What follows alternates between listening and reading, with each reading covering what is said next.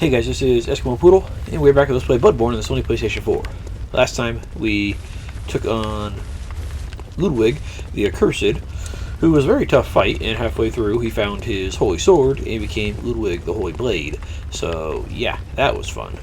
I died a lot, I cut out a lot, and eventually we put on our Impurity Rune, wherever it's at, to summon some people and do it that way. So it worked out pretty good. That's a very tough fight. There's no shame in summoning people for that fight. A lot of people have trouble on that fight. I've done it solo before, but frankly,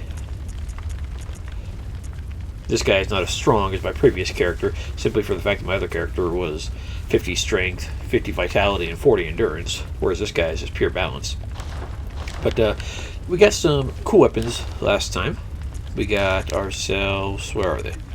We've got ourselves the Holy Moonlight Sword, which we didn't look at. Arcane Sword, discovered long ago by Ludwig. When blue moonlight dances around the sword and it channels the abyssal cosmos, its great blade will hurl a shadowy light wave. The Holy Moonlight Sword is synonymous with Ludwig, the Holy Blade, but few have ever set eyes on the great blade, and whatever guidance it has to offer, it seems to be of a very private, elusive sort. And we also got a hold of... where's it at? The Whirligig Saw, and I think that was all we got for a moment. A trick weapon crafted by the Workshop Heretics, the Powder Kegs, the weapon of choice for the old hunter Volter, the Beast Eater. This weapon pummels beasts in its mace form, but its true strength lies in its attached mechanical saws. These discs, lined with serrated teeth, spin rapidly, thrashing the flesh of beasts into fine shreds. And let's see, let's go check these out real fast. Let's see. Start with the Holy Moonlight Sword. And yeah, so this is basically a great sword, a one-handed great sword. It's all wrapped up for some reason.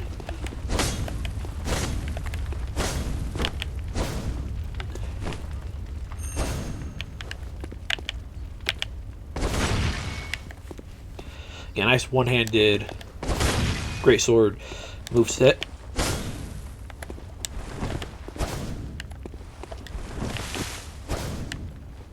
I like it.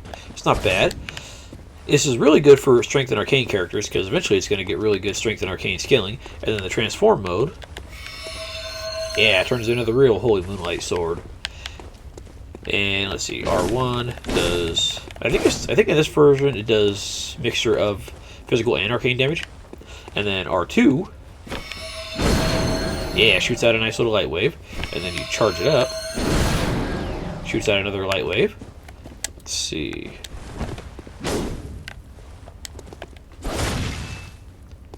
I think the jump attack, yeah, it shoots out another one. The L2 also shoots out one.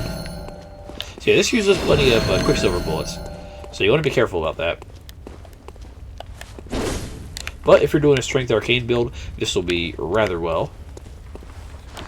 And then our other weapon, the one I'm probably going to end up using, the Whirligig Saw.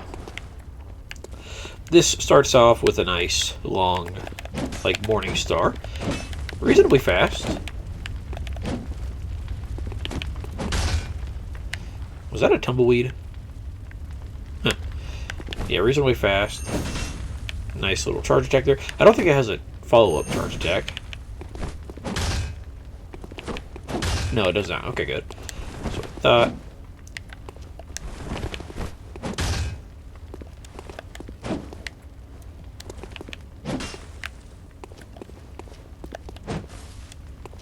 Nice thrust attack there. Most of this weapon in this form is blunt attack, and then when you go to transform mode, yeah, it turns into a pizza cutter on a stick, or a buzzsaw on a stick. This slows it down considerably, but you get serrated damage, and a lot of the attacks have extra little bits of damage in them, like the L2 attack.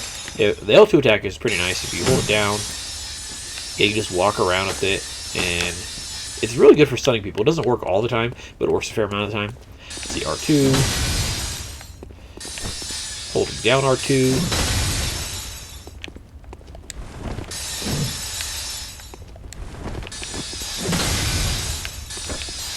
Actually, I don't think that was much of a rolling R2. It's just basically the R2. There you go. Backstep R2 works pretty good. Yeah, so it's a pretty decent weapon for the most part. And I tried it on my other character that has 50 strength and 40 vitality and 50 or like 50 vitality, 40 endurance, 50 strength, and I used it on New Game Plus just to try it out, and it basically destroyed Amelia. It was nice. It was fantastic. So we're going to upgrade these in a few minutes here, but first off, we got a couple other things to do. Let's see. First off, I have a fat chunk of cursed gems here. Why? So I can actually put stuff into these weapons here and do pretty good. And I think I got like one or two more around here somewhere. That one, and I think I have another one around here somewhere. Yeah, there we go. See, I got a couple of cursed gems. The way to get these cursed gems without going all the way into the Chalice dungeons is over here on the Murgo. You go to Murgo's Loft Middle. Make sure you have sedatives. I went ahead with 2 item discovery up runes and frenzy resist runes, and then frenzy resist gear. And I don't know if they always drop something, but it seems like even without the rune, they might always drop something. So maybe the item discovery one isn't totally necessary. But you go this way. You go to the elevator here, and we go through this little hole in that wall. You could go through it right now, but my strategy just involves riding it down and then riding it back up. That way, there's 2 reasons for that. One, it's easier for me to make the jump going with the elevator going up instead of going down. And 2, the elevator is always going to be here after I reset. So I think I farmed for about 30 minutes or so. You got a fair amount of gems. Sometimes they'll drop pebbles, sometimes they'll drop Quicksilver bullets. But for the most part, you should get some gems. Granted, they're not always going to be good gems, but they will. If they drop a gem, it will be cursed, as far as I can tell. And yeah, go this way. And actually, we still want you for right now. Yeah, and even with my high ass stats, we're gonna do this. If you mash the shoulder buttons, you can get out of it. The big problem, though, is the frenzy, obviously. But with my holy blade here, the L2 actually works out pretty good on these guys. And let's see what he dropped. Curse Tempering, Damp Blood Gem 4. Let me see if that's one that I already had. Let's see. Yeah, it's probably one of the ones that I already had. The ones that I'm really looking for are the ones that are just like stamina up. Or, yeah, stamina cost up for the most part. And frankly, they've only dropped like 2 of those so far. So, oh well. But the point is, they have dropped a fair amount. But yeah, kill this guy. And then there's 2 more over here. Excuse me. It's up to you if you want to waste your time with the sedatives or the just healing through it. Guy. Let's heal up. I'm just going to take the frenzy damage this next time. Curse Tempering 5. Go. Yeah. Curse Adept. Adept is mainly blunt damage, I do believe. Right, so let's see what we got here. We got Cursed Adept 5 thrust attack. Oh. I thought it was primarily blunt, but I guess it could be thrust as well. Oh well. And let's see, any...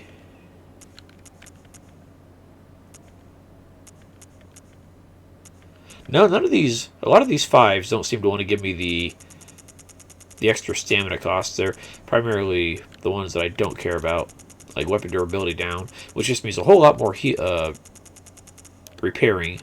And that's the one we already had. Okay. And then go through here. Ignore the spider idiots.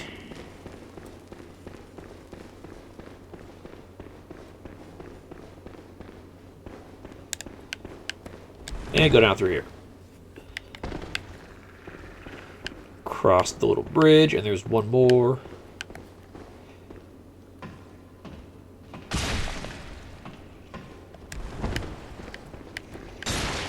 Come here, you bastard.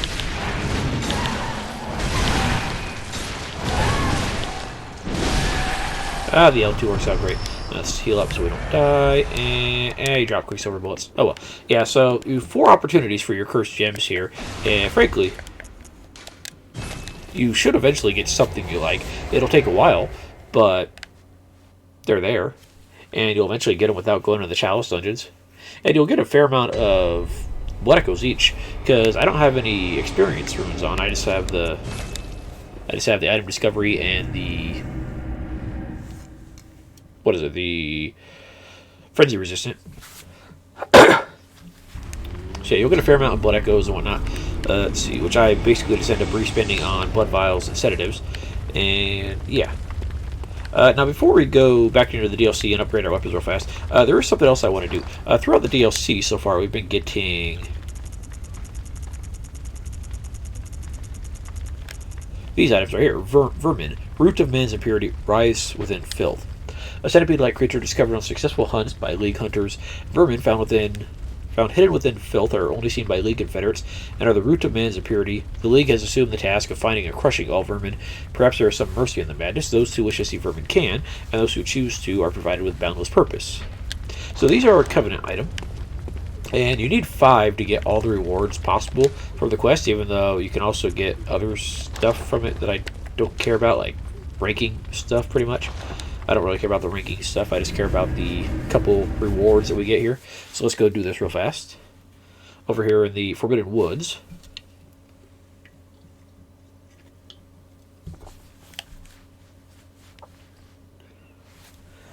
And eventually I think you have to consume 5 of them.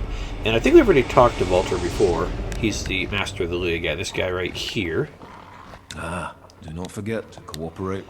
Yeah, we've already talked to this guy. Okay, so let's go ahead and put on our vermin here. I forget if it's like... I forget the numbers you need. I think the first one... Yeah, you stop it with your foot. I like it. Ah, very good. You've crushed some vermin. I'm the Master of the League. I can see it in your eyes. I'm pleased. This makes you a true fellow of the League. A Confederate. Now, take this stuff. A symbol of our oath. Of our blood-drenched fate. The League staff. Okay. Cool. And the League oath. Nice. You'll be welcomed as a true Confederate. Go forth with renewed vigor. In short time, you will see how the mission takes hold of one's spirits. Yeah, I think the rewards are from like 1 vermin, 3 vermin, or 5 vermin, but I'm not entirely sure. So we got the... Where is it? We got the League staff. That's not a weapon. I don't know what it is, actually.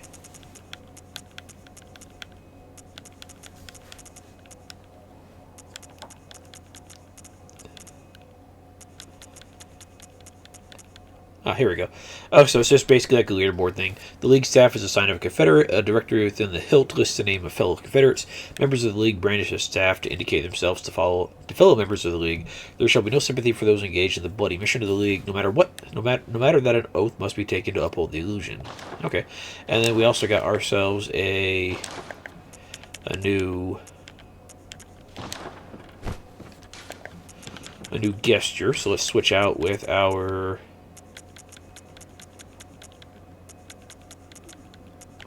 League oath here. Yeah, we even pull out a cannon and everything. Nice. And I think we just kind of stand like that for a little while. Nice. Alright, so let's go ahead and crush some more. Hello, Confederate, turned at the world of man. So wondrously wretched and brimming with unsightly vermin. Much like our very own mission.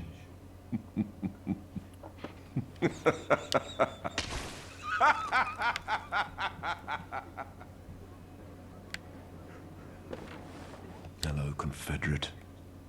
Turned at the world of much like... Okay. I thought we got more for +3, but I guess not. Hello, Confederate. Alright, so let's crush 4.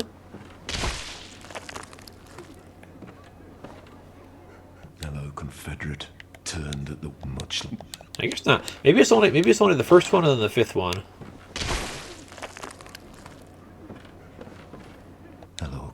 Confederate. Your eyes say it all. You've crushed vermin time and time again. You've seen the filth that varnishes the world of man. Yet, you are unbroken. You've the eyes of a hunter. You have blessed the League with your presence. This was my last, most pressing task.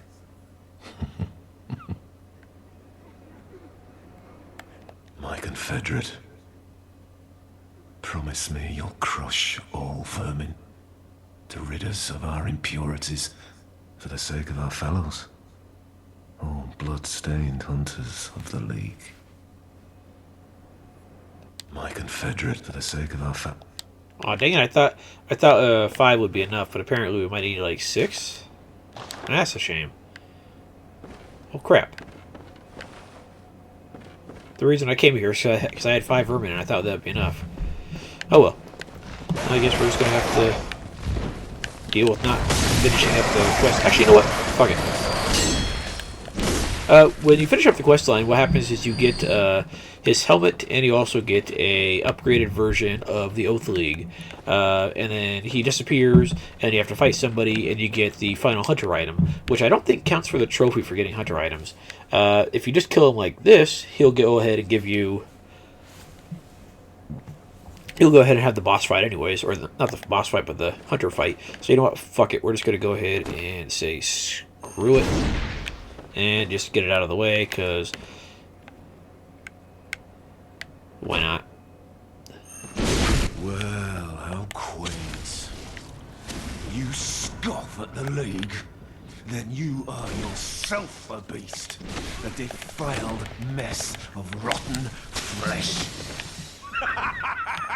My time is done. Glory to my League Confederates. And we got the one-eyed Iron Helm. Nice. Now, if you could finish the quest line, you would get the Master's Iron Helm, which is basically the same thing, except a slightly different description, and I think slightly different stats. And now that we've killed him, yeah, this guy shows up, and we get to fight him. And if you had just gone ahead and finished the quest line by crushing all the vermin, this guy still would have shown up.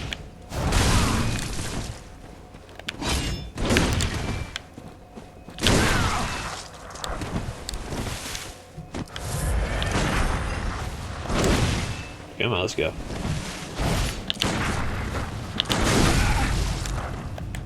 There we go.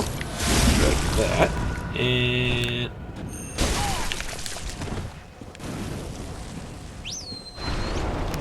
there you go. Ooh, he killed himself. He killed himself with the item that we're about to get from him. Nice. Mutter's Whistle. That was beautiful. Okay, so that right there is a hunter item. It's a unique hunter item in the fact that it scales not with Arcane, but with Blood Tinge. So it's really cool, actually. Summons a giant serpent from the nightmare. Whistle the Motter's twin denizens of the Forbidden Woods. The twins grip alongside a poisonous snake and developed a silent inhuman kinship. The poisonous snake grew uncontrollably, raised on a healthy diet of beast's entrails. Even after their deaths, it is said to respond to the call of the twins' whistle from within the nightmare.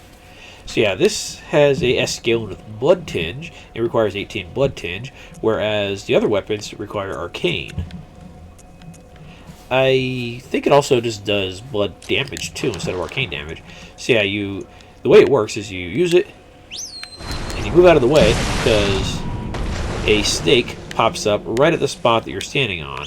And if you're not careful, as we saw earlier, it'll damage you as well. Yeah, that could be a nice little trap for some enemies, like if they're not careful about where they're standing. But yeah, that was awesome that he killed himself with it. Cool. We'll check out the Iron Helm in a moment. Dang, I really thought 5 vermin would have been enough to finish off the quest there. Maybe it was and we had to like reload or something. I'm not sure. Anyways, let's go ahead and buy some stuff here.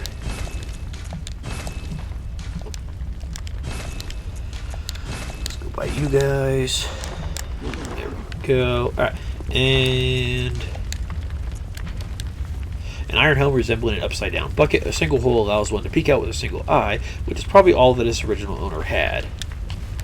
And yeah, the one-eyed master's helm, or whatever it is, has a slightly different description, and I think slightly different stats, but other than that, basically the same item. Alright, anyways, let's go ahead and level up some of our weapons here. I think I should have enough. Yeah, I still need more chunks, that's the problem. Oh well. Alright, so let's just go ahead and start with the whirligig saw.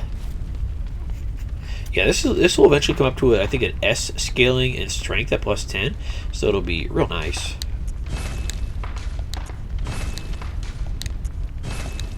Yeah, it's about to go to an A scaling right now, and we are slightly out of blood,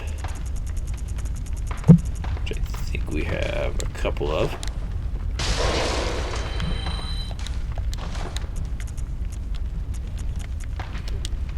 Yeah, keep on going high. Nice. And we need a few more blood again.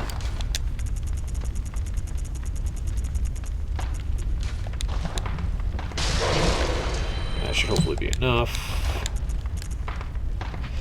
Alright, so yeah, still at a nice fat A scaling right there, and I think at +10 it will be a plus. Yeah, +10 it'll be a S scaling, which really nice. Let's see. Looking good. We need a bloodstone chunk, which I think costs like 20 friggin'.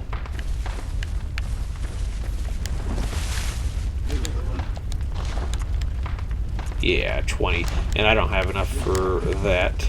So, oh well, looks like +7 or whatever it is. We'll probably have to do then. Let's see. 18, 18. Where you at, dude? Ah, there we go. And it's about the same level as... No, it's slightly higher than Amygdala Arm. Let's go ahead and put some gems into it. Let's see, blood gems on our whirligig saw. And I got plenty of cursed gems that should do fine for you, buddy. So when I can find them, that'd be nice. Yeah, extra stamina costs, I can deal with that. And then we've got a couple others here. I don't care about skill scaling at all. I do care about... that's weapon durability down. That's the problem right there. Let's see here. Actually, hang on. I do have a...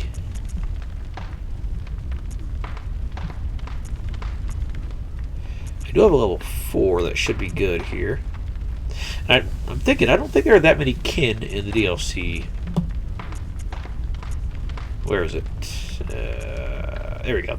Yeah, slightly less damage, but extra stamina costs again. I'm fine with that. And then for triangle, what do we got here? I'm trying to remember if there's any kin in the DLC to actually worry about. I don't think there is. Skill scaling. Honestly, skill scaling, while it seems kind of weird, it would... Let's see, what is... See, 304 versus 253. Yeah, it would lose about 50 points of damage. I was going to say, maybe we could try it, but... let's see. That loses about 30 with the damage down. I'm kind of curious about how the...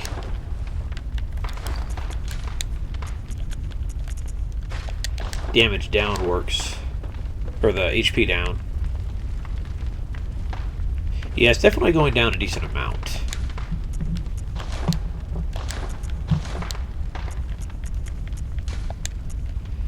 Alright, so let's just go ahead and start with you. So that's why we're not losing our health here. Oh, excuse me. Bless me. Yeah, I might just end up going with the kin down, because I don't know what weapon or what enemies in the DLC are kin, but I don't think it's that many.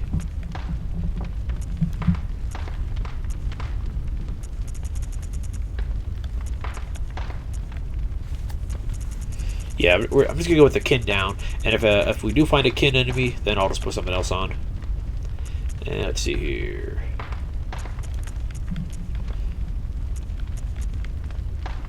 I'll try to refarm those guys for more stuff eventually, but for now, this will have to do 158 and 304 compared to our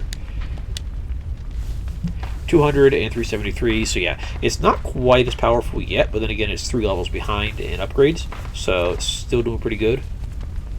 Let's see here. I think everything else, and I think Ludo's Holy Blade's still going to be more powerful if I had better gems in it. It's just an overpowered weapon.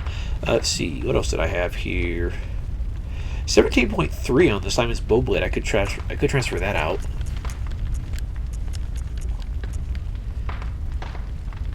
Or I could transfer out one of these. Yeah, I think I'll transfer out one of these Amygdala arms.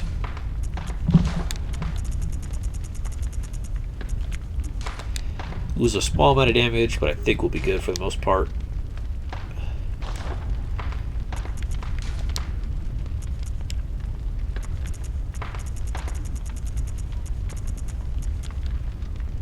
That's arcane attack. We want the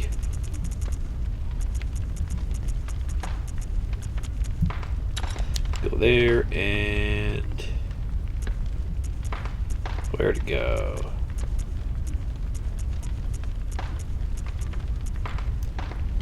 There we go. Lose a small amount of damage there, but there we go. Our Warrior Gig Saw will do plenty of damage now. And we have done a whole lot of not a lot this episode. So let's go ahead and get back to the DLC and do some stuff.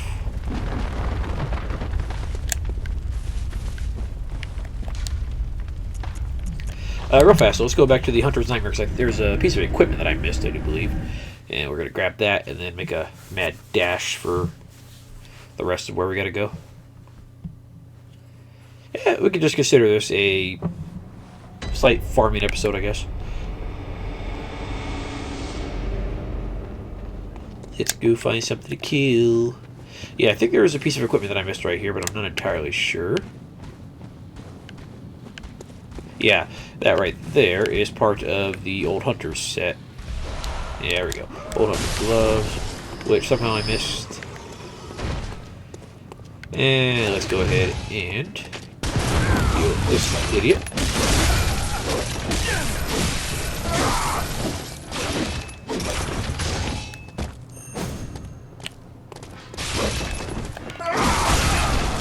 Bastard.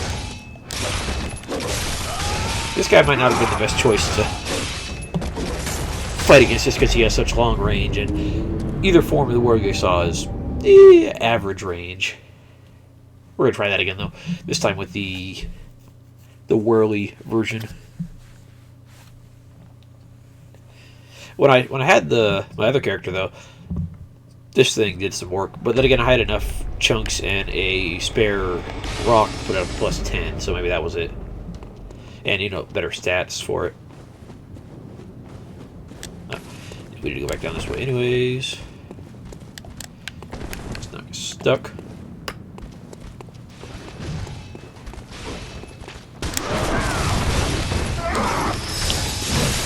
Yeah, the L2 right there. It can't stun people, but it's not always gonna stun. For enemies that it will stun though, it'll do a ton of damage. There you go. Take it. Right, blood vial. Thank you, sir. I appreciate that.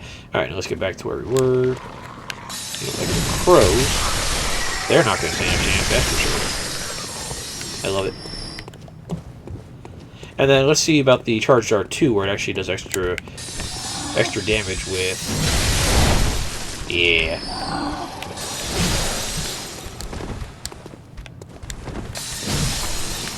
It's nice. Plus it's serrated, so it works against beasts. Real nice. I like it. I'm kind of curious how it'll do against this big old asshole over here.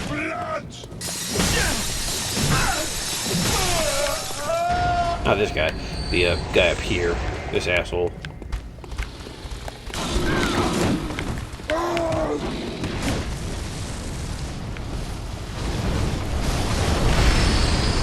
Goodbye, sirs. Put up a good fight. And you're dead. Alright. This guy right here, he's going to cause problems. This is kind of what he does. Let's go ahead and heal up.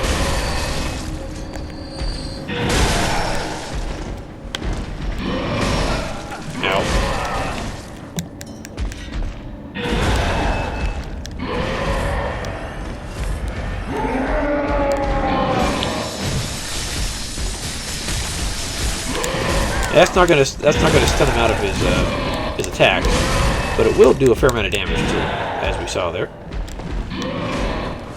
And he's gonna do his bullshit.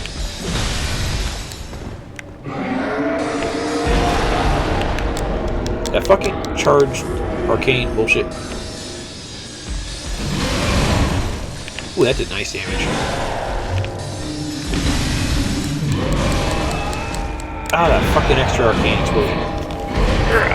The Royal Gear Slot is a good weapon. This guy's just an asshole. And we're gonna kill him if it kills me. Which it probably will.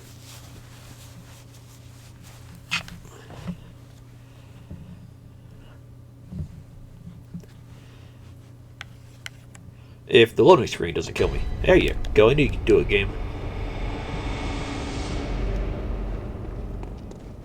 And we're just going to run past this idiot because we've already proved that he sucks. And we are better. And goodbye. I should probably put on my other runes. My stamina and then something else. Because currently I have no stamina.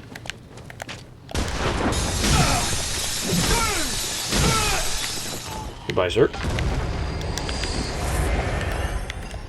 Now, I want you guys to all die. That'd be fantastic.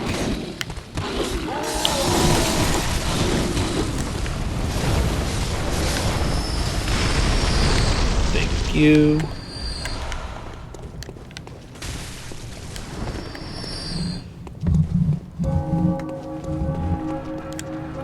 Well, these guys do their thing.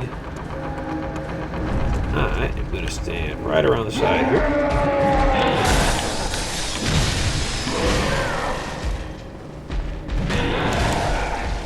This guy has too much range. He's like a better version of the fucking executioner enemies from the beginning of the game. And those guys suck. Oh, that guy was still alive.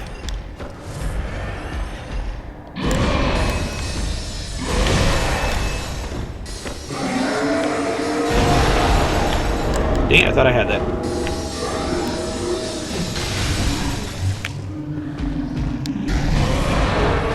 And yeah, you need a trim of that tentacle beard there, sir. That's not the best thing ever. Yeah, the charge R2 on this, while powerful, does take its sweet time charging up.